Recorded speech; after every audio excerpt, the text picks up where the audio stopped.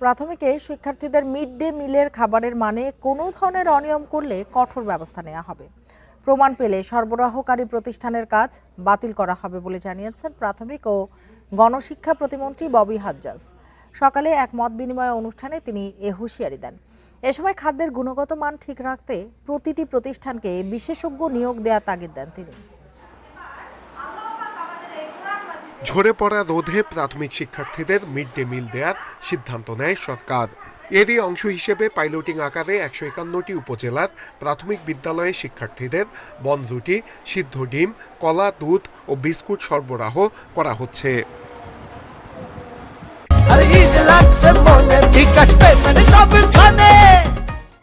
এদিকে বেশ কয়েকটি জায়গায় নিম্নমানের খাবার দেওয়ার অভিযোগ উঠেছে। অভিযোগের প্রমাণও পেয়েছেন প্রাথমিক ও গণশিক্ষা প্রতিমন্ত্রী। এরপরই জরুরি ভিত্তিতে রোববার খাবার বরাদ্দকারী প্রতিষ্ঠান এবং মাঠ পর্যায়ের কর্মকর্তাদের সাথে মতবিনিময় করেন প্রতিমন্ত্রী সহ প্রাথমিক ও গণশিক্ষা মন্ত্রণালয়ের শীর্ষ কর্মকর্তারা।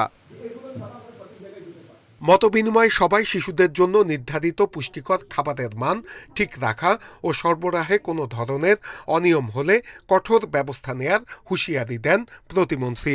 নতুন নিয়মাবলী তৈরি করা, আপনাদেরকে আজকে ডেকে আনা, এবং এগেন মেইন পয়েন্ট হলো আগামী দিনগুলোতে যেন জিনিসগুলো ভালোভাবে হয়, এবং যারা ভালোভাবে করতে পারবেন না তারা করবেন না। সেই সঙ্গে কাজ পাওয়া প্রতিটি প্রতিষ্ঠানকে একজন করে পুষ্টি বিশেষজ্ঞ নিয়োগ দেওয়ার নির্দেশ দেন প্রতিমন্ত্রী।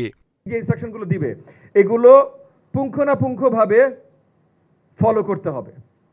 কারণ কি? কারণ গত ৩-৪ মাসের লার্নিং এ আমরা শিখেছি যে এগুলো ছাড়া আমরা সঠিক জায়গায় যেতে পারছি না। এগুলো করতে হবে।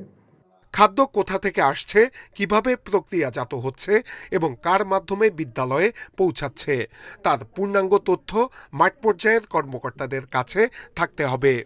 আগামী 5 ওয়ার্কিং ডে এর মধ্যে strike register, payment holds, test, এই কাজটা এই হবে। আমাদের যে প্রজেক্ট আছে, প্রজেক্টের পক্ষ থেকে ওনাদের এটা কাজ করতে হবে।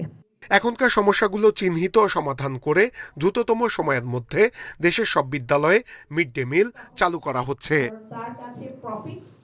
নূরে আলম, ইন্ডিপেন্ডেন্ট নিউজ, ঢাকা।